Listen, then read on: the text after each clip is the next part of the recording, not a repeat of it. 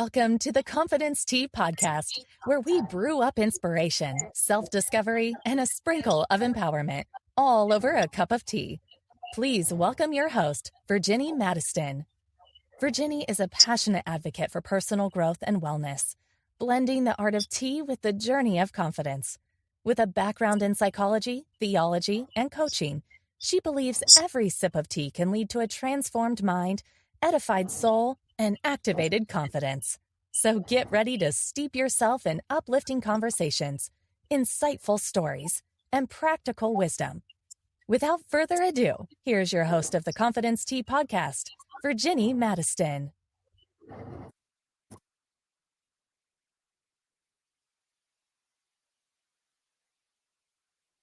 Hello, everyone, and welcome to Confidence Tea, where we get to have an amazing conversation over a cup of tea. Our mission here is to transform your mind, edify your soul, and activate your confidence. I hope you have a nice warm cup of tea as we get ready to meet one of the most amazing women. And we're going to have this conversation tonight with my dear friend, Carrie. And I'm so excited to bring her on. From the time we started talking, she captivated me with her story. She has so much information to share. She is a wonderful soul, a wonderful spirit. And I'm so excited that we get to have this conversation and you get to join me. And so if this is your first time tuning in to Confidence Tea, hi, I'm your host, Gigi. And I am the creator of Confidence Tea. So Confidence Tea is just more than just the podcast. We also have a line of luxury loose leaf teas that we offer. And so I'll be sure to add that in the chat. That way, if you guys want to check out some of our luxury loose leaf teas, you can find them right on our website. And so I'm super excited. I hope you guys are ready. Are you guys ready? Are you guys excited? This is going to be amazing, amazing. Let me know where you're tuning in from tonight. Drop it in the chat. That way we can connect with you. We want you to chime in, ask us some questions. Let us know what you're thinking. Let us know if you guys like these conversations. And if you would like to be a guest on Confidence Tea, by all means, send us an email. Jump into my DMs. You'll find me. I'm all over social media. And so that way we can have you share your story on Confidence Tea. I also want to take this opportunity to invite you guys to our Sip and Celebrate event. It's going to be November the 30th at the Boca Dunes Golf and Country Club. And it's going to be an amazing event. The event is to sponsor Girls Igniting Greater Inner Strength, which is the organization that I founded 8 years ago. I can't believe it, but we are celebrating 8 years of existence and 8 years of igniting confidence in this generation of young girls. And so if you would like to come out, I will also drop the information in the chat. But again, it's November the 30th at the Boca Dunes Golf and Country Club. If you can't make it, but you still want to show us your support, by all means, you can go on our website at www.gginc.org and sow a seed into what it is that we're doing in order to help girls to ignite confidence. So now that I got all the information out of the way, we're going to jump into our conversation tonight. So I'm going to tell you a little bit about our guest before I bring her on. So just 3 years into motherhood and 6 years into her marriage, Carrie was diagnosed with stage 3 breast cancer. Her heartfelt stories of motherhood through adversity, starting a business, discovering self-love and boundaries, and empowering other women are as authentic as they are encouraging. Carrie empowers her audience with hard-fought truths and challenges them to choose the most genuine and confident versions of themselves. Carrie began writing her first guided journal, complete with guide meditations, affirmations, prompted journal pages, and mindfulness exercises for her younger self. The other survivors she met and spoke with for years as breast cancer survivors, and for her daughters, both who are now college students. Can you imagine how amazing that is? So self-love, Carrie believes, is foundational and necessary in order to continue to create healthy habits to upgrade one's life. So, tonight we're going to be talking about self love and how she got here. And so, we are ready. So, if you guys, let's give a round of applause. If you're in your house, just clap it up for my dear friend, Carrie. Thank you so much, Gigi. It's so good to be here with you. Yes, how are you? I am wonderful. We needed to celebrate, my whole family needed to celebrate Thanksgiving a little early this year. We've had some people that have had to have some medical issues and treatments. So we are just back from Thanksgiving. Okay, all right, awesome. We made it into the month of gratitude. So we celebrated with gratitude a little early this year. And that's okay. It's amazing, actually. Thanksgiving is every day. It's true. It's so easy when you go around and go around and say, oh, what are you thankful for? There's so many things. I mean, every day is something to be thankful for. So Yes, yes, yes, yes, absolutely. So tonight we're talking about self-love. And I know that this is a topic that's close and dear to your heart. And I really just want to give you the floor and just, let's just get into this conversation and let it lead us wherever it may take us. okay, well, I guess I'll start in the very beginning. For much of my early life, I experienced a lot of self-loathing and low self-esteem, and just in that era of I'm a kid from the 70s, so I was Gen X. There wasn't a whole lot of instilling confidence or self-esteem in what I feel like is our whole generation. And I had great parents, but the parent standards back then weren't exactly like, let your child process big feelings. It's totally different than it is today. And so I grew up feeling very mediocre and not feeling like there was anything very special about me or unique. And that maybe I would find some gifts someday that would be different or amazing. But right now, I was just a normal, average, everyday person. And I kind of sunk into that and believed that became the guide for everything I did. Just don't stand out. Just be normal. Just be regular. Whatever that means, right? Whatever normal is. Just be medium. Don't try to do too much. I was a little bit shy, and there was not any motivation for me to find my gifts or to figure out, discover anything about myself that would have helped me become who I ultimately became. So all that to say, I was 29 years old and had been married 6 years and just delivered my second daughter and was diagnosed with stage 3 breast cancer. And at that point, I realized that my life could easily be over if I did not make different decisions besides just go with the flow and stand out. And so it seemed counterintuitive, but I had to ask for help, and that was something new for me. And I had these two little girls, one that was just a little precocious 3-year-old Gracie, and then Trinity was just 5 months old. And I remember the oncologist saying, well, listen, this chemo, he said, if the cancer doesn't kill you, the chemo might. Wow. How did that feel, hearing that with was it a 5-month-old and 5-month-old baby and a 3-year-old? 3-year-old. Like, that must have been heartbreaking, devastating, confusing, all in one. It was so shocking that I almost had a reaction that was so not in my normal vein of just being who I was at the time. Because I remember, I'm thinking now, I'm like, I would have said that now, but 19 years ago, I might not have said this, but I did. It came out of me. He said, you don't understand. I said, well, I'm going to live. I'm going to live.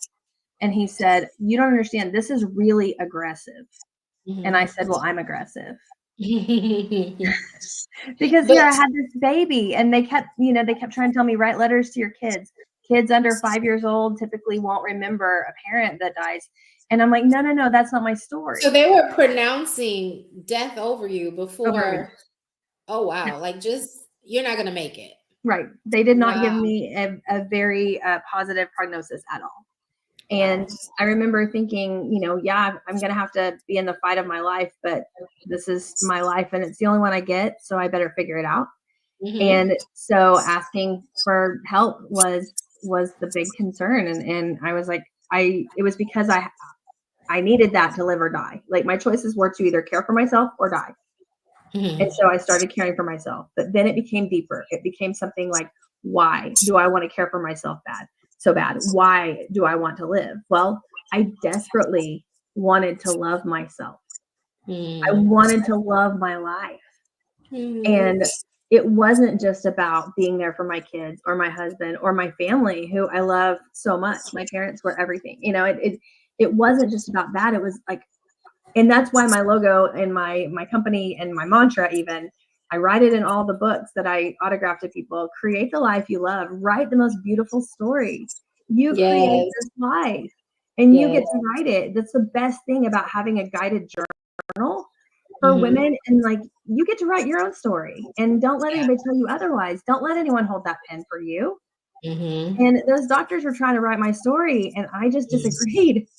And you got your power back. Like, good for you, because you could have easily accepted the prognosis that they were like, you're not, 5 years old, the kids aren't going to remember you. You could have just laid down and died right there with it and not, but because you decided to stand up and to fight. Now, how old are your kids now? Like, they're in college? It's so crazy. Trinity is 18. Okay. And she is in Fayetteville now. So she's at the University of Arkansas. And Gracie is 21. She's about to be 22. Wow. And she is in a private Nazarene University in Nashville. So I've got one in Tennessee and one in Arkansas. And oh my God, that's a long ways from them telling you that go ahead and write letters. Right. That they wouldn't remember me. And I got to be there for every stage of their life. And that was another thing that I feel like helped me through, is when they were little, because they were so tiny, I was scheduling out chemo in chunks. And it was like, okay, this month I'll have chemo. I have, a week of chemo, and then I have a week off, and then a week of chemo and a week off. And so in those times, I was also putting all this on the calendar with Gracie going to Mother's Day out, and Trinity developmentally, she'll probably be talking by then, or she'll be babbling, and her little milestones. And then I started to kind of reconcile those. And I was like, if I can live the next month, then I can see this milestone. Mm-hmm. And so it became their milestones were my milestones. Mm-hmm. And it was like you setting goals for yourself along that journey as well, because it was like it propelled you to keep moving and to keep striving. They were the reason why you were fighting so hard. I just love that for you. It's such a cool thing now to look back and be like, I'm so thankful that they were my motivation, and me being like, no, I'm going to insert myself in their lives for good. Like, they can't get rid of me that easy. It was like, I'm going to be there, and I'm going to not only be there, but I'm going to enjoy being here, and I'm going to enjoy motherhood. And they can't, no one can take that from me. And so it did empower me in a lot of ways. And on Trinity's first birthday, we were both bald headed because that child had no hair. But in her pictures, I just look back and I'm like, I remember that day so well. I had zero hair. She had more hair than I did, but she didn't have much at all. And we sang happy birthday to this baby that turned a year old, and I got to be there for it. And every single event in their life, my first thought is gratitude. I could have missed this, but I didn't. Yeah. And so that it was this beautiful story of, I mean, even I think everything has kind of been their milestones that I've gotten a chance to be like, okay, I get to be here for this. I get to be here for this. And then, I wanted to see Gracie go to kindergarten, and I did. And then I got to see Gracie go to middle school, and then Trinity go to middle school. And pretty soon we're at high school graduations, and we're moving kids into the dorms. And it's like, this is such an extraordinary life. Yes. To live. Yeah, that's amazing. That's amazing. What a wonderful just story to share with women who have dealt with breast cancer or, any type of cancer, but, women that, are still receiving, it motivates them that they can keep going. They can keep fighting and they can win because you're a winner in my book. You are a winner. So this is awesome. This is so good. Well, and I tell people that all the time because I think especially and I know doctors don't do it a lot. They don't do it unless they just really have, all the doubt in the world that you're not going to make it, or they don't know you. They don't know that you're strong enough to make it, or that you're aggressive. They probably don't say it a lot to people, and I don't think they're supposed to say it. But in a case where it has been said, I can say, listen, that was my story too, and that's not the story I chose. Exactly. You chose to write your own story, and women out there should know that they have the opportunity to do the same thing. 100%. They have the opportunity to rewrite their story and put a period or a comma where they see fit. And that's exactly what you did. That doctor was trying to put a period, but you were like, nope, I'm not done. That was a comma at best. Yes. So let's talk about this. So how did you get here? Like, how did you get to the place of, you're doing all these amazing things now, as I'm getting to know you more and following you on social media and all the amazing things you have going on. But let's talk about that. How did that didn't happen overnight, so there had to be a process that you went through that got you to that place. So tell us about that process. Okay. Well, as I was on this journey, now I've been on a self-love journey for 20 years. And as I was on this, obviously it was a bumpy journey. It was figuring out who I was in all the ways, spiritually, physically, mentally, who I wanted to be, and reconciling that with who I was. And in those baby steps, envisioning who I wanted to be, and in every single day, making a small move toward that person that I wanted to be. And I shared that vision with my husband that one day I would love to write full time. I would love to be a speaker. I would love to speak to thousands of women in an auditorium somewhere, and I want to empower women. And at first, in the very beginning, it was a breast cancer driven. And I love my breast cancer ladies because, I tell people all the time, it's a joke between all my ladies. Breast cancer, it makes you a little crazy. You start wearing hot pink. You start getting a little more sassy. You start talking about boobs in public. And there is things that happen to you as a breast cancer patient, or probably as any kind of patient. But you start finding your tribe, and then you start getting a little more confident. Like, yeah, I'm not the only one. I've found some people. And so that's where it started. And I was offered some opportunities to be able to speak to women I go on an annual cruise with some ladies from, well, now it's over 200 ladies from all over the country. And we go on a cruise. So I've been able to speak on cruise ships and speak to breast cancer patients from all over, all stages, all stages of life. And that was thrilling. But I realized I had a message for a more broad audience. Because when I started speaking, it always came back to, let's get you to figure out why you're worthy of this. And so it became a self-love issue in the foundations of it. And I was like, that's all women. And as the girls got older and they started dealing with, periods and acne and boys and all the things that go along with middle school and high school, and I started just forming these ideas. So it definitely wasn't overnight, but it was I feel like this first book, this Me, Myself, and 1 Month journal, it truly was to my younger self, and it was to my girls. And that's why this one's dedicated to my girls, because Aww. we learned self-love together. Yeah. I had to lay that foundation for them, and they were able to follow along, but I was learning with them, you know? And it was a bumpy journey, but they're amazing kids and they're very resilient. They're doing amazing things. They've got huge hearts and a ton of empathy and compassion for other people, which I love. I'm most proud. I mean, I'm proud of my books, but I am most proud of those girls, and their lives are just I think And about I'm it. sure Growing. I'm sure that they are super proud of you as well. I mean, I'm sure in their eyes, they're like, my mom is a superstar. Okay. All I can So say is that they like all my Instagram posts, so I guess I'm doing something right, right? exactly. This is awesome.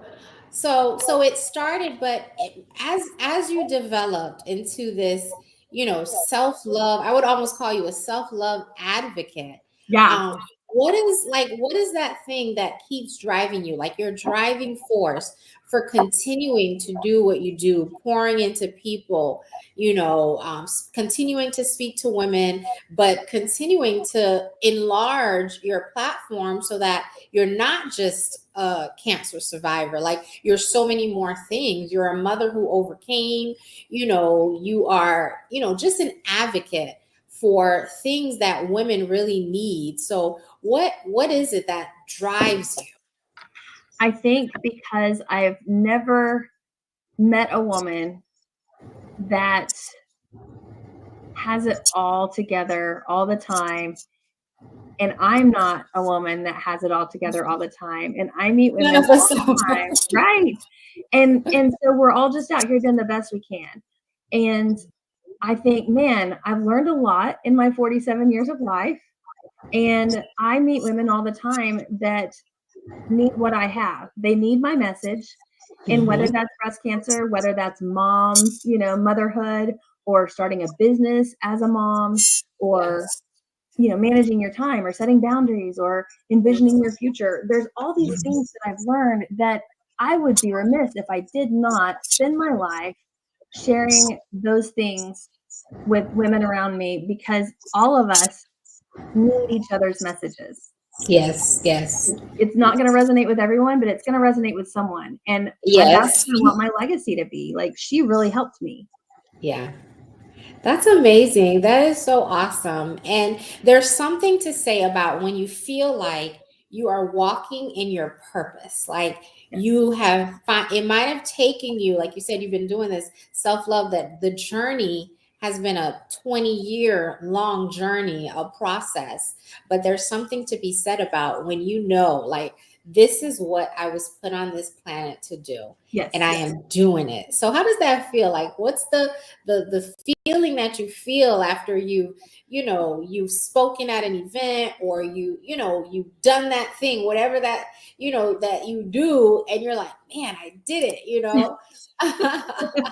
Yes, it's definitely living into what I was put on this planet for. 100%. I always knew that I was supposed to give a message, and I always knew that there was something, I knew that inside me, but I fought as a child and as a young adult even to kind of be quiet. Like it's not, it's not time maybe, or whatever. And now I'm just like, man, I have so much to offer, and I don't know how long I have. So let's get out there, and every day is a gift. And so, we have limited time on this earth to do what we need to do.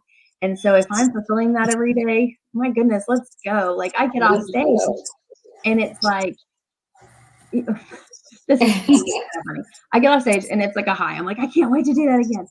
And yes. the funny, my husband, I used to teach vision board workshops. I teach a self-love and confidence mastermind, and I will also teach vision board workshops. And I used to teach those in person, and now it's more moving to an online platform.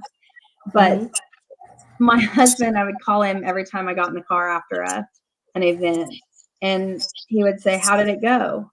And if he could tell on the phone I was smiling, and then he would say, how many people were crying?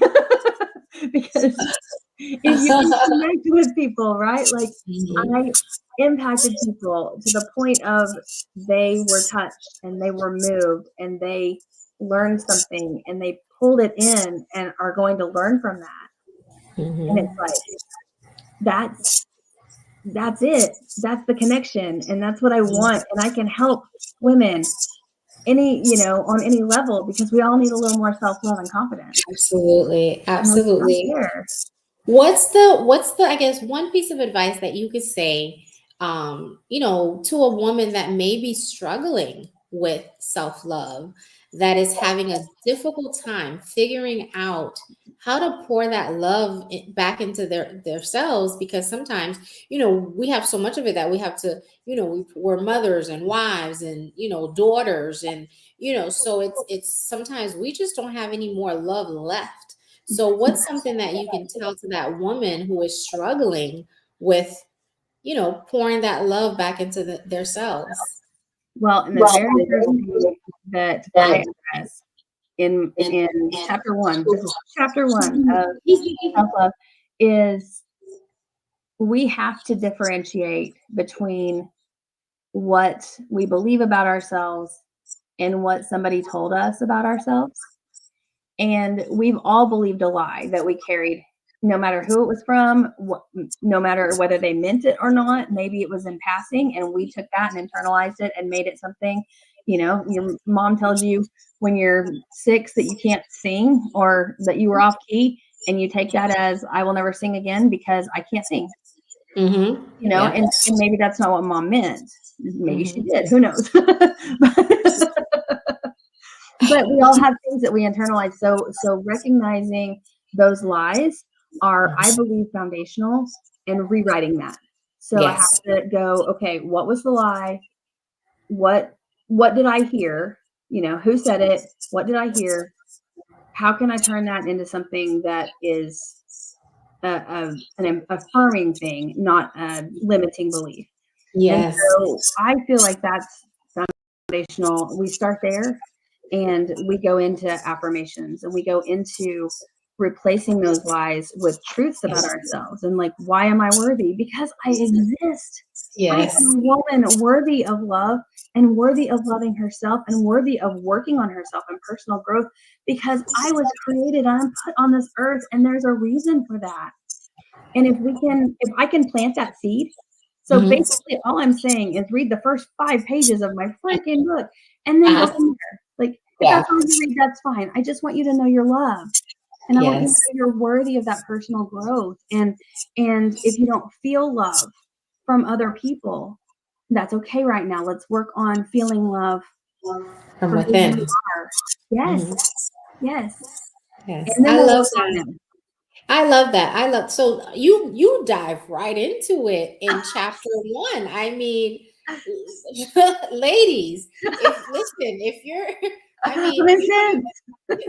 you chapter 1, this is awesome. This is great stuff. So chime in and let me know in the chat if you're interested, because we can definitely get you a copy of this book, so that you can learn how to love yourself more. And you said something that was very profound to me, because you talk about exposing the lies.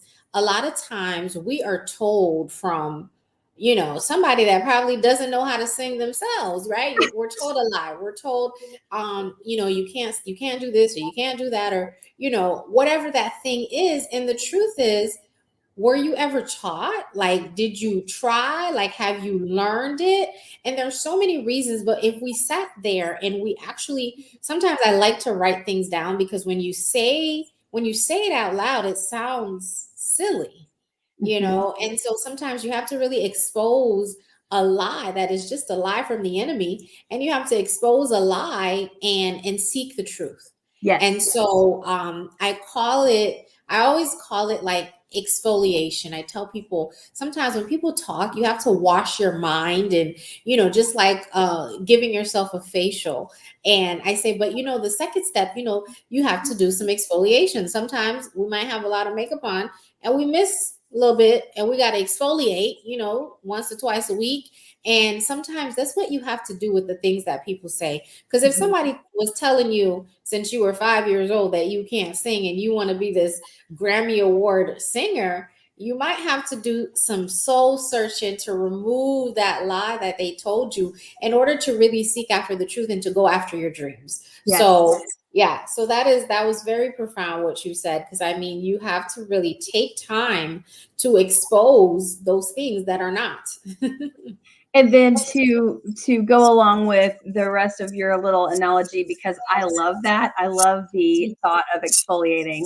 But then we need to moisturize, which means we need to affirm ourselves, put that good stuff back on. You got to get those vitamins. You got to get those nutrients. You got to get that protection. Because after you strip, you got to add the good stuff.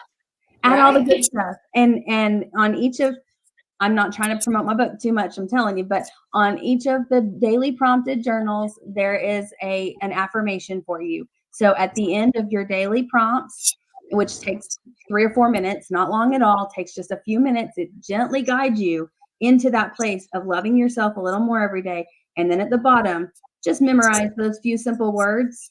You just memorize the words and then you go to work or school or whatever. I just opened this up and this one says, my day begins and ends with self-love and appreciation. And doing something just that simple as that on a daily basis. I tell people sometimes affirm yourself daily, but start somewhere. Yeah. Right? Start, it might be something very small, but the more you say that thing and the more you start to believe it, and before you know it, you're speaking a different language. Yes. And when you're speaking to yourself, you're speaking kinder words.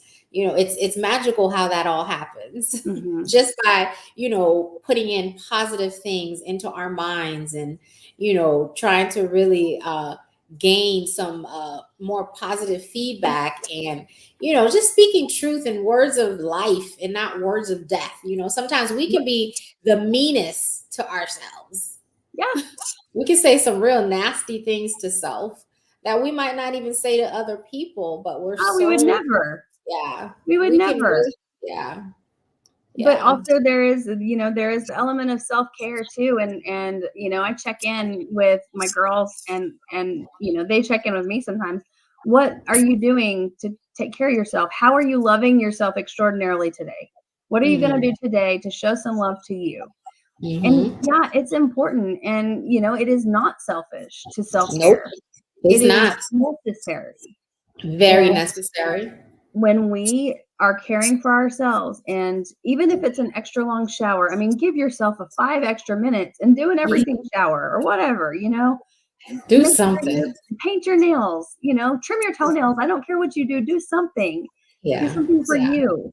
Yeah. I'm big. So everybody who knows me know I have this thing and I tell people, listen, it's not my idea. So steal it all you want. But I have this thing once a month. I have Gigi Day. It is the 22nd of every month. My birthday is December 22nd. I get ripped off. So I feel like I should celebrate every month. I agree.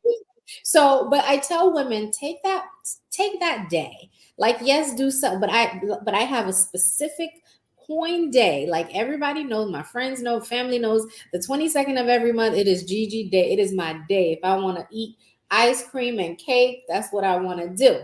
If I want to take myself to a fancy restaurant, that's what I do. And I plan for that. I make it special. And sometimes it's not, because I know a lot of people, the first thing people say, well, it's not about financially doing something, but it's about the focus. Right? When you focus on, this is my day. Sometimes I'm so tired, I just want to sleep in.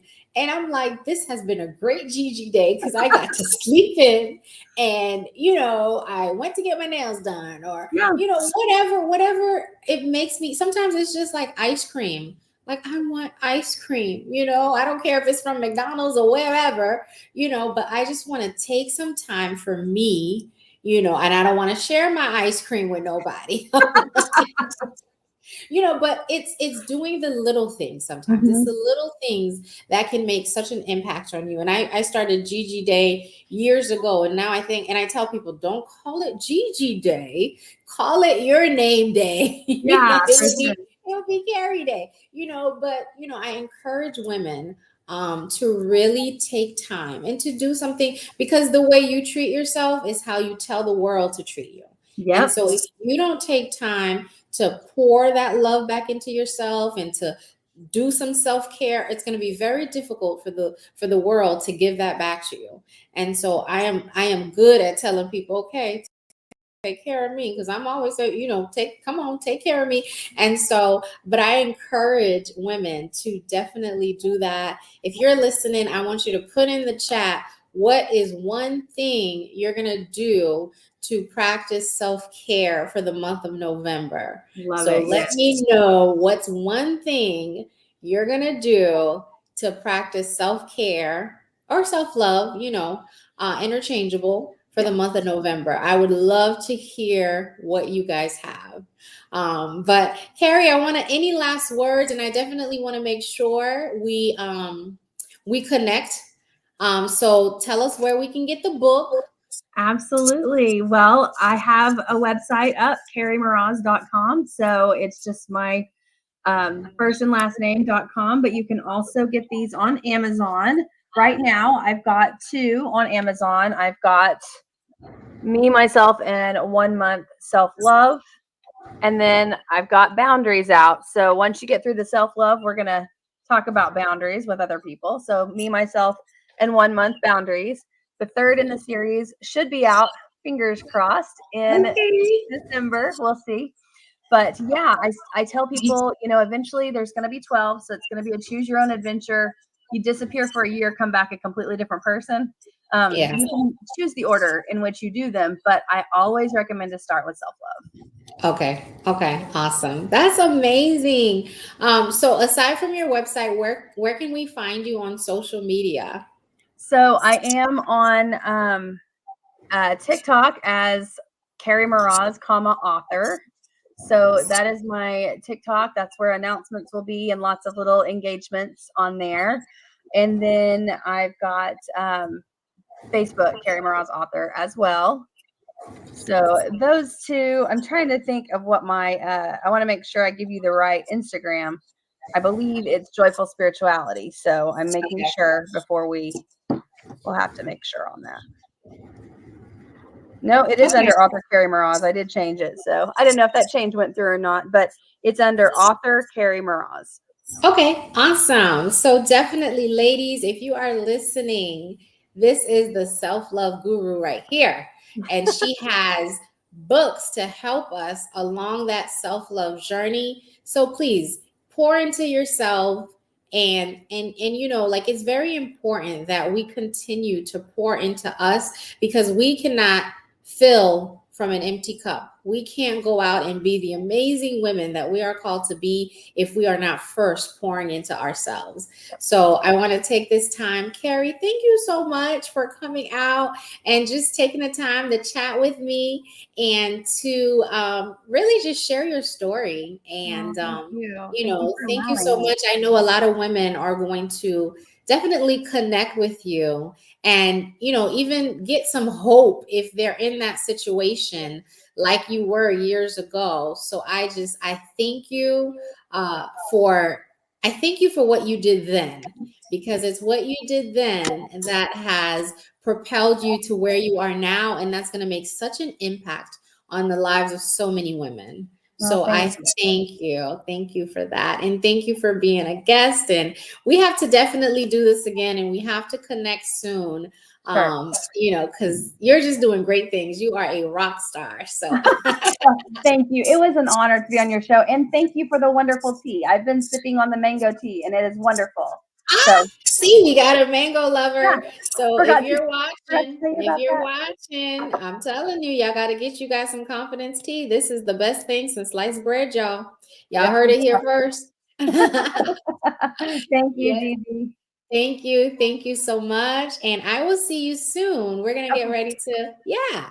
So all right. Thank you guys so much for joining us on another episode of Confidence Tea. I'm your host, Gigi. I am so excited that you guys were able to join me tonight and share and hear from Carrie and her amazing testimony and how she was able to overcome. And even though the doctors told her to, write letters to her children because she was not going to live past when they were age 5, like she said no. And so this is so amazing. If you have a story to share and you would like to tell us, what you've gone through or what you've been through and, what's been happening with your confidence, we would love to hear from you.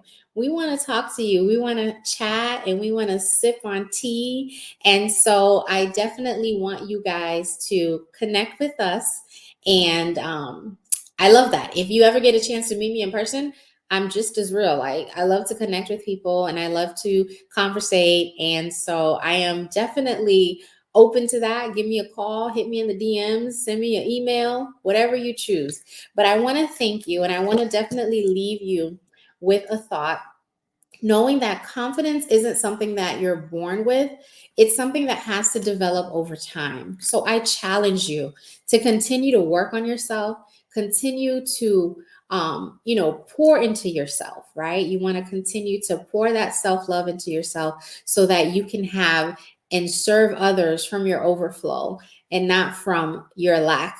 And so thank you so much for joining me on another episode of Confidence Tea, where we aim to transform your mind, edify your soul, and activate your confidence. If you haven't heard it today, I love you. Have a good night, everybody.